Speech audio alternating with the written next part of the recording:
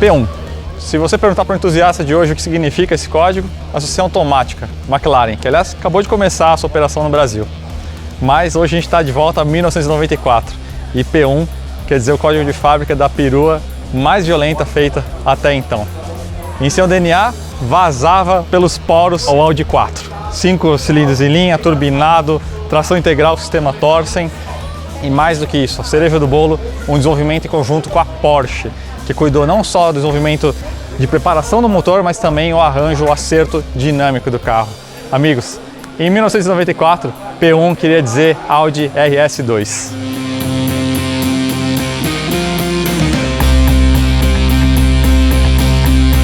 Com o código de fábrica P1, a Audi não podia estar de brincadeira. E esse cara aqui, como a gente falou na introdução, tem um forte tempero de Zuffenhausen.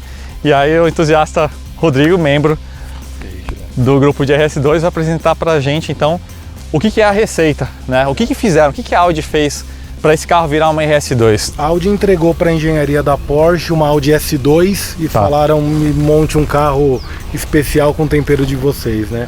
A base é o 2.2, 5 cilindros, 20 válvulas. Sim, vamos, abre o capô pra gente aqui, vamos. Comprimido. O motor original na S2 ele rende 230 cavalos e a Porsche fez a receita de preparação da época, né? A primeira, troca do turbocompressor.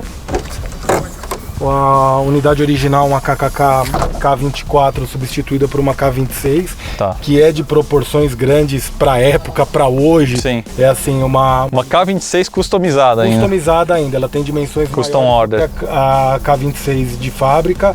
Retrabalho no cabeçote, coletor específico de maior fluxo desenvolvido pela Porsche, sistema de escapamento.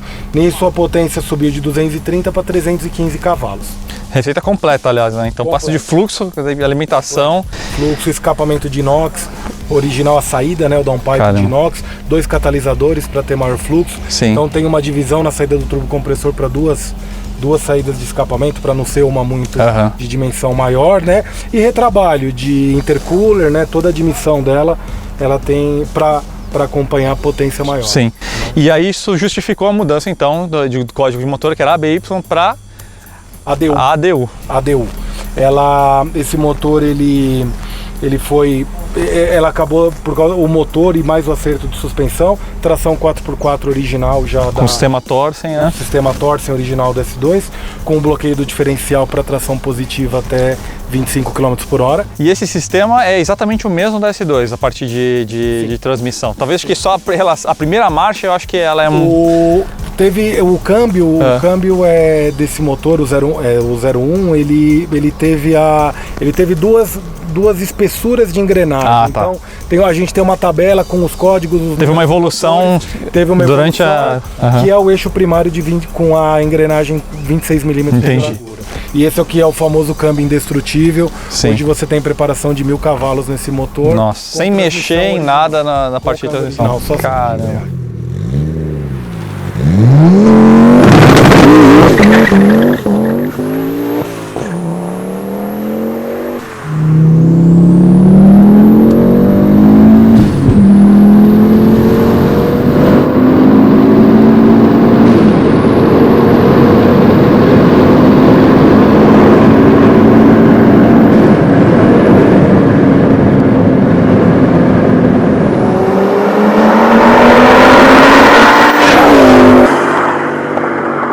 Vamos passar para o resto do conjunto, então. O que a Porsche fez? Acerto de suspensão, né? Acerto próprio em cima da suspensão original. É um conjunto Bilstein, né? Calibrado pela Porsche. Freio dianteiro original da 968, da época. Freio traseiro também redimensionado. Esse é o freio que a gente teve aqui, né? Esse é o freio que a gente teve. Na Alemanha teve o pacote Autobahn, né? Já imaginando velocidades mais altas, aonde a pinça de freio dianteira é a famosa Big Red, que é a da 930 da Porsche Turbo. Nossa. Da época, era o maior freio disponível. Não era só emblema mesmo, a Porsche veio com os 2 pés nos peitos, né? Exato, furação 530, né? As rodas são de 911, com acerto do offset para a carroceria da Audi, para a carroceria da B8. Seriam as dianteiras, né? Seriam dimensões similares à dianteira da 911, né? E para-choques com desenho exclusivo e a curiosidade de que na frente o conjunto milha e seta é o mesmo da 993. 993. E o espelho também é? O espelho também, o espelho da 911, com a base, lógico, adaptada para a carroceria do carro, né? E um painel traseiro que é uma homenagem à 911, né? Conectando conjuntos óticos, né? Conjunto ótico. O conjunto ótico não é alterado, mas essa traseira foi uma maneira de ligar as duas famílias. Né? E na parte interior, a gente tem alguma diferença da S2 para RS2? Os bancos recaros são com maior apoio, com regulagem elétrica, de altura e encosto. Os relógios com fundo branco. Marcador até 300 km por hora. Os relógios adicionais 3 ali no console central também brancos. Né? São as principais alterações. Câmbio de 6 marchas já era na Audi 80, na S2. E me diz uma coisa, Rodrigo, história dessa unidade em específico. Essa unidade, na época de escola, um amigo comprou, tinha de segundo ou terceiro dono. O dia que ele comprou o carro, bom, o dia que você vender, você vende pra mim, né? E ele falou assim, isso nunca vai acontecer. Só que a vida muda, né? Casou, teve filho, e no momento de vida ele falou, tá na hora de vender. E aí ele não chegou nem a anunciar o carro, falei, não, o carro é meu, né? Fiz o esforço para conseguir comprar o carro, a valorização não tinha chegado ainda, né? O patamar atual é de 993 a rampa, né? Exatamente, é preço mais caro que muita 911 hoje em dia. Acabei comprando dele, né? A gente continua amigo. E o carro, encontro de família, com os amigos, ela tá sempre aí. Uso para mim, uso constante. Eu levo no trabalho, para passeio. É um carro que está vivendo, né? Mesmo com vivendo. Todo esse fervor, essa febre, não é a cristaleira. Esse específico é um carro que vive, né? Cinderela. Show. Manutenção dela sempre em dia, sempre com peça original. A gente tem um suporte muito forte da Audi também na Alemanha. Grande parte das peças de reposição dela disponíveis para importação, né? E ela tem uma característica que, por tudo que foi investigado do carro, esse carro não tem restauro, né? Então ela tem as marcas de pátina do último polimento, então nos vincos da carroceria, ela tá ali já um pouquinho escuro, já dando sinal. Hoje o mais valoroso é isso, né? O carro que sobrevive, né? Ele traz as suas marcas. O couro todo trincado, né? Mas sem nenhuma peça trocada, volante também com revestimento original, ela tá bem preservada, esqueteira, tapete, tudo que até a Audi do Brasil colocava na época, ela tem tudo no lugar. Maravilha. Rodrigo, obrigado pela contribuição aí com conhecimento aí sobre a receita RS2 e parabéns pelo carro, meu. Obrigado, cara. Demais. Valeu.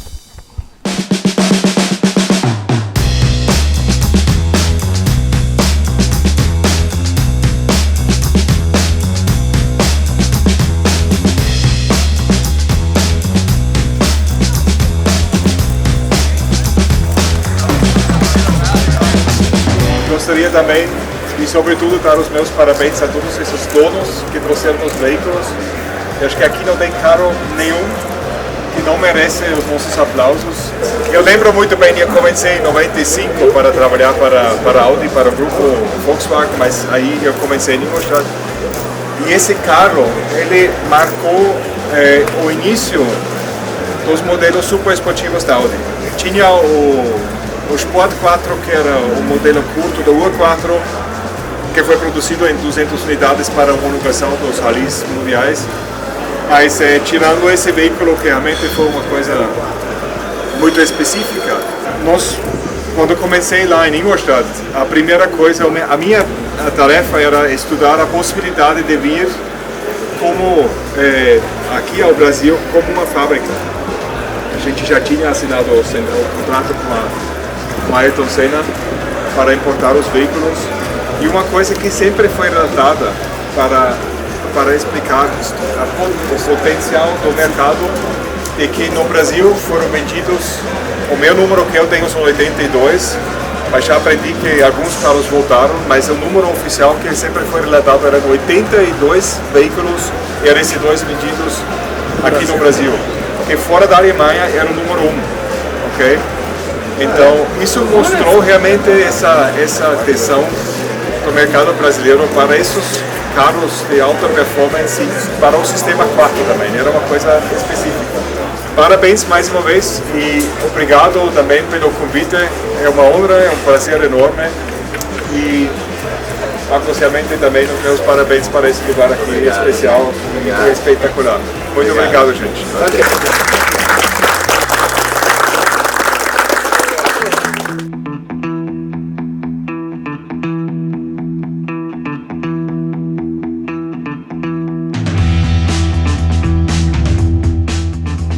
Bom, vocês viram a receita da RS2, agora a gente vai conhecer alguns capítulos da chegada desse carro com o Stefan, que é o fundador do RS2 Club, é isso? Exatamente.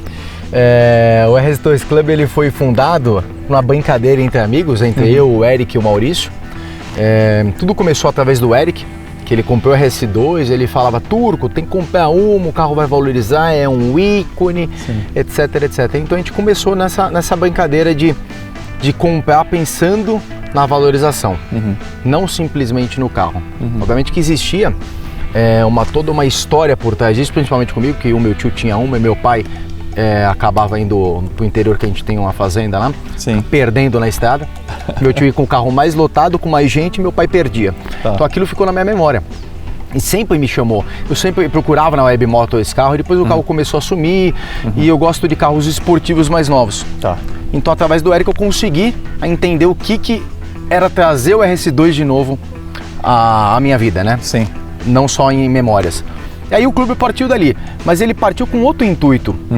Não de propaganda, não com o intuito de Instagram, mas com o intuito de um ajudar o outro, porque o carro ele tem muitas particularidades, e essas particularidades são difíceis da gente encontrar a solução para elas.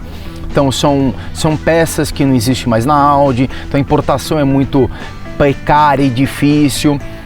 O maior mercado mundial, que é os Estados Unidos, não tem RS2, então a dificuldade em ter peças dos Estados Unidos, que é o mais fácil canal de importação, a gente fica debilitado nesse quesito. Para juntar forças realmente um grupo para cuidar dos seus carros. Exatamente. E com isso a gente gostou tanto do carro, o carro ele é tão prazeroso que a gente começou a indicar para um amigo, que indicou para o outro, isso tudo do nosso grupo. Tanto que o RS2 Clube ele é formado de pessoas que são amigos antes de ter RS2. Então isso que é bacana. E a gente realmente deixou o grupo mais fechado por conta disso. Porque é tão bacana o grupo que a gente não quer deixar talvez uma ideia de uma pessoa de fora interferir no amor do carro. Então a gente acabou meio que blindando o grupo, só amigos já entram nele por conta desse amor. Então no grupo a gente só fala de RS2, só falamos de carros, então a gente se concentra naquilo que a gente ama. Hoje tem quantos membros? Hoje nós temos 20 membros dentro do grupo, 20 amigos com 25 carros. 25 carros, agora a gente acabou de descobrir que são 82 unidades que vieram para cá. A gente falou que era 80, alguns falaram que eram 60 e agora a gente particularmente, a história que eu conheci era que eram 80. Aí teve uma briga com a Audi Sena, onde o RS2 ele estava sendo muito demandado à venda lá fora. E aqui, por conta da alíquota que IPI que mudou, aumentou em mais de 70% no trâmite da homologação. Inclusive esse carro foi o carro da homologação.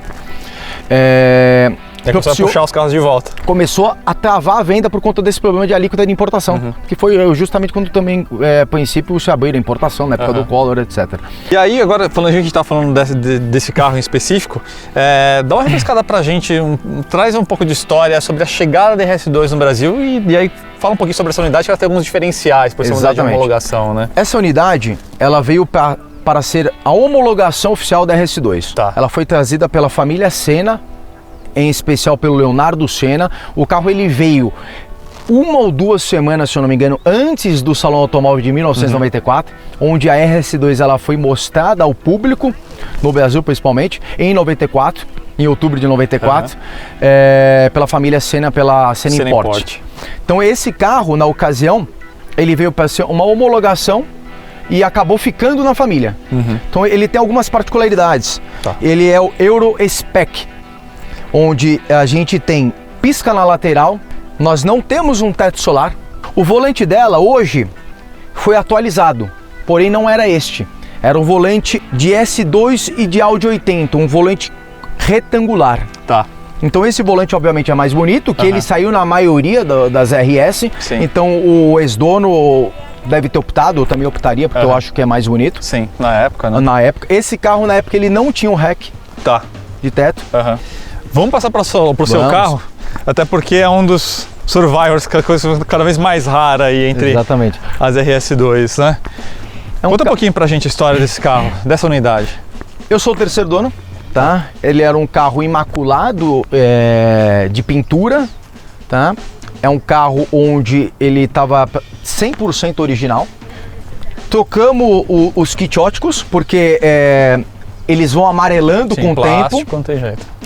O interior é 100% maculado e uma coisa que é muito importante na RS2 e que é muito difícil você ter é o motor 100% original, que nunca na história do carro foi mexido. Então isso propicia você ter um carro 100% original, com durabilidade inacreditável, porque ele realmente não quebra. Eu pego o carro e você leva ele a 7.300 giros, não esquenta, não trepida, não falha lenta, absolutamente nada. Para fechar, Stefan, 82 unidades importadas, 25 delas com membros do clube. Você tem notícia de quantos carros desses circulam hoje ainda ativos? Como eu havia dito no começo, eu sabia não das 82, mas de 80 e que 20 foi devolvida. Então a gente tinha um número global de 60 no Brasil, sendo que 4 já temos histórico que foram exportadas, 2 roubadas e 4 deram PT. Então se a gente fizer essa mescla, a gente sai de 60 para 50, tá? E acredito eu que a gente deva ter na casa de 40 rodando. Sim. Na casa de 40. Algumas estão bem destruídas e inoperantes. Estou na casa de 40, sendo que 25 estão dentro do grupo. Maravilha. Então estamos uma fatia boa aí do Brasil, né? Pô, pra caramba. Stefan, parabéns pelo trabalho aí. Eu acho que é um carro que, sem dúvida, é histórico. Eu não sei se a gente vai ver, embora sejam ambas marcas do mesmo grupo, eu não sei se a gente vai ver essas duas marcas juntas num carro de novo, no RS. Acredito que seja bem difícil, né? Só considerando a valorização desse carro lá fora, a gente já sabe que o carro tem uma importância enorme, o carro está subindo em valor quase que nem uma 993, então isso já diz automaticamente o valor do carro. Então esse trabalho de preservação, sem dúvida, é muito importante. E a gente sabe também que é um carro, como você bem disse, é um carro que o pessoal gosta de mexer. Nós mesmos no Flatout, a gente tem uma predileção muito forte por esse tipo de carro também, mas a gente também entende a importância de preservar a memória histórica. Então a gente já viu muitos carros que ficaram hoje muito raros, foram muito mexidos no passado, então sendo poucas unidades que a gente tem aqui, é importante esse trabalho, então a gente parabeniza você aí pelo trabalho. Eu que agradeço. E de todos os membros também, né? Eu que agradeço, gostaria de agradecer a toda a equipe Flatout. Um canal de vocês é um canal que ele esmiuça exatamente aquilo que nós amantes das marcas gostamos. Vocês trazem a história, os pormenores, filmam os detalhes, então pra gente é uma honra poder participar de um evento da Flatout e principalmente eu agradeço muito. Valeu, Stefan. Obrigado.